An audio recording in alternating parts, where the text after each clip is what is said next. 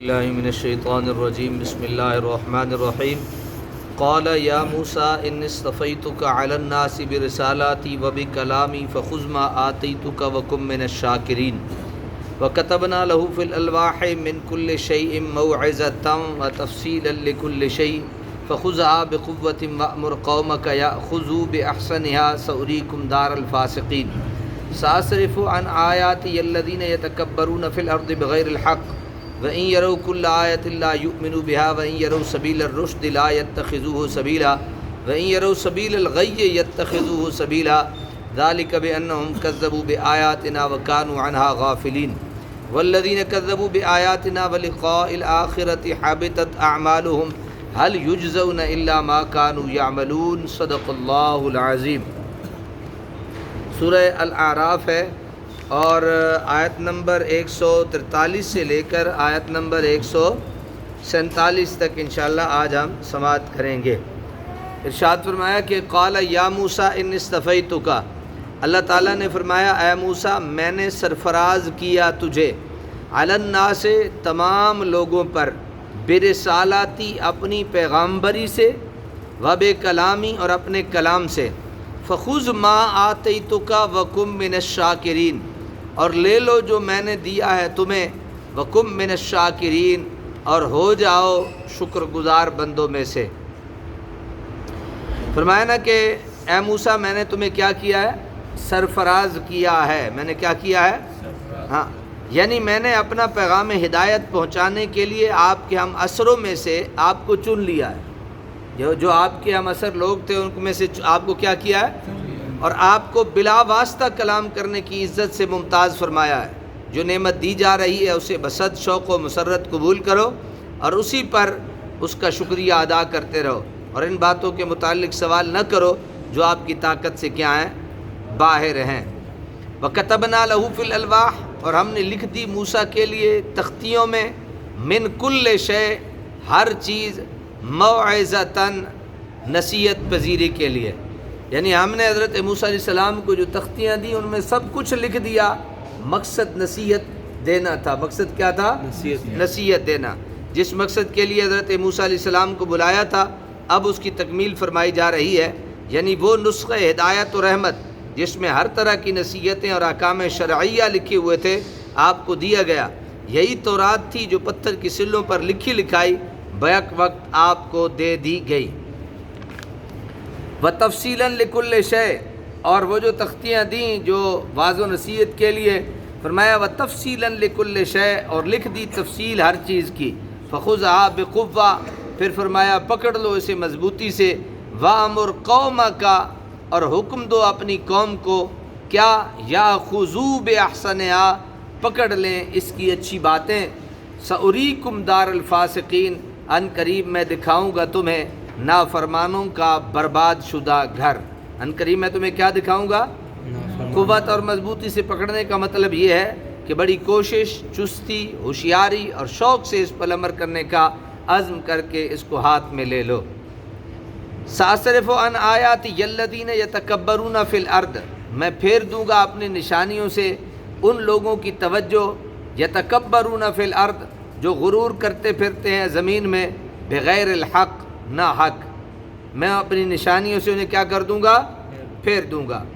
یہاں ایک قاعدہ بیان کیا جا رہا ہے کہ جو لوگ غرور و تکبر کی روش اختیار کرتے ہیں اور اپنی بڑائی کے گھمنڈ میں مست رہتے ہیں اور انبیاء کی اطاعت کرنے میں اپنی ہتک محسوس کرتے ہیں، بطور سزا ایسے لوگوں کو کتاب الہی کے سمجھنے کی توفیق سے محروم کر دیا جاتا ہے۔ یہ بھی ایک عذاب ہے کہ اللہ تعالیٰ بندوں کو جو کتاب الہی ہوتی ہے اس سے سمجھنے سے دور کر دیتا ہے۔ کسی چیز کی سمجھ، بلکہ رسول اللہ صلی اللہ علیہ وسلم کی حدیث ہے نا کہ من یرد اللہ بہ خیرا یفقہہ فی الدین، اللہ جس سے بھلائی کا ارادہ کرتا ہے اسے دین کی کیا عطا کر دیتا ہے؟ سمجھ۔ تو اس کا مخالف لے لیں جو آج یہ چیز ثابت ہو گئی، کہا کہ اگر کوئی شخص تکبر کرتا ہے تو ایک سزاؤں میں سے ایک سزا اسے ہم یہ بھی دیتے ہیں کہ اسے اپنی کتاب کی سمجھ لے لیتے ہیں۔ ہم اسے اپنی کتاب کی سمجھ نہیں دیتے، وہ سمجھ نہیں پاتا کہ میری کتاب میں اور میرے اس احکام میں لکھا کیا ہے۔ وَإِن يَرَوْا كُلَّ آیَةٍ لَا يُؤْمِنُوا بِهَا، اور اگر دیکھ لیں تمام نشانیوں کو تو بھی لا یؤمنوا بها، ایمان نہیں لائیں ان پر۔ وَإِن يَرَوْا سَبِيلَ الرُّشْدِ، اور دیکھ بھی لیں راہ رشد و ہدایت، لا يَتَّخِذُوهُ سَبِيلًا، تب بھی نہ بنائیں اسے اپنا راستہ۔ وَإِن يَرَوْا سَبِيلَ الْغَيِّ، اور اگر دیکھیں گمراہی کے راستے کو تو يَتَّخِذُوهُ سَبِيلًا، تو جھٹ بنا لیں اسے اپنی راہ۔ ذَلِكَ بِأَنَّهُمْ كَذَّبُوا بِآيَاتِنَا، یہ ساری غلط روی اس لیے ہے کہ انہوں نے جھٹلایا ہماری آیتوں کو۔ وَكَانُوا عَنْهَا غَافِلِينَ، اور ہمیشہ رہے ان سے غفلت برتنے والے۔ ان کے دل کی آنکھ کو بے نور ہونے کی کیفیت بیان کی جا رہی ہے کہ ہزار دلیلیں سنتے ہیں، بے شمار معجزے دیکھتے ہیں، لیکن ایمان نہیں لاتے۔ نیکی اور ہدایت کا راستہ جو نورانی قندیلوں سے جگمگا رہا ہے اس پر چلنے کے لیے انہیں کہا جائے تو ان کا دل ڈوب ڈوب جاتا ہے، اور اندھیروں اور تاریکیوں سے گھری ہوئی دلالت کی راہ پر چلنے کے لیے بڑی بےتاب نظر آتے ہیں۔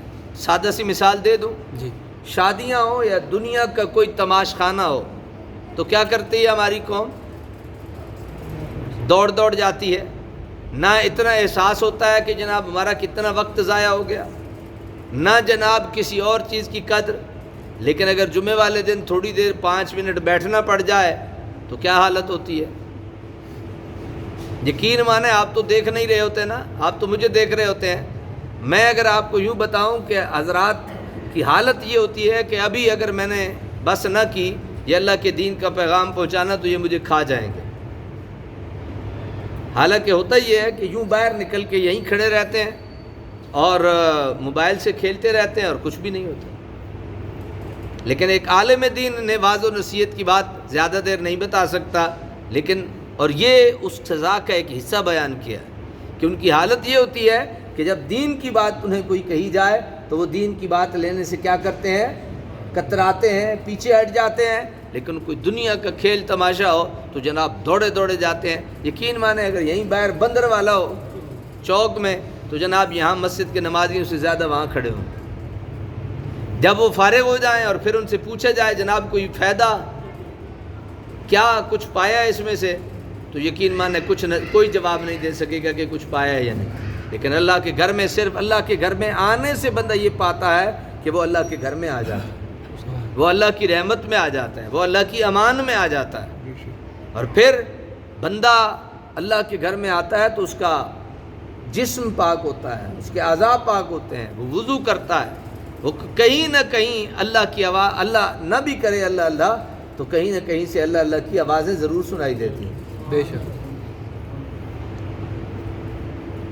والذین کذبوا بآیاتنا، اور جنہوں نے جھٹلایا ہماری آیتوں کو، ولقاء الآخرہ، اور آخرت کی ملاقات کو ضائع ہو گئے، حبطت اعمالہم، ان کے سارے اعمال کیا ہو گئے؟ ضائع ہو گئے۔ یہ جنہوں نے جھٹلایا ہماری آیتوں کو اور آخرت کی ملاقات کو تو حبطت اعمالہم، ضائع ہو گئے ان کے سارے اعمال۔ هل یجزون، کیا انہیں جزا دی جائے گی؟ الا ما کانوا یعملون، سوائے اس کے جو وہ کیا کرتے تھے، جو وہ کیا کرتے تھے اس کی انہیں سزا دی جائے گی۔ اللہ تعالیٰ عمل کی توفیق عطا فرمائے۔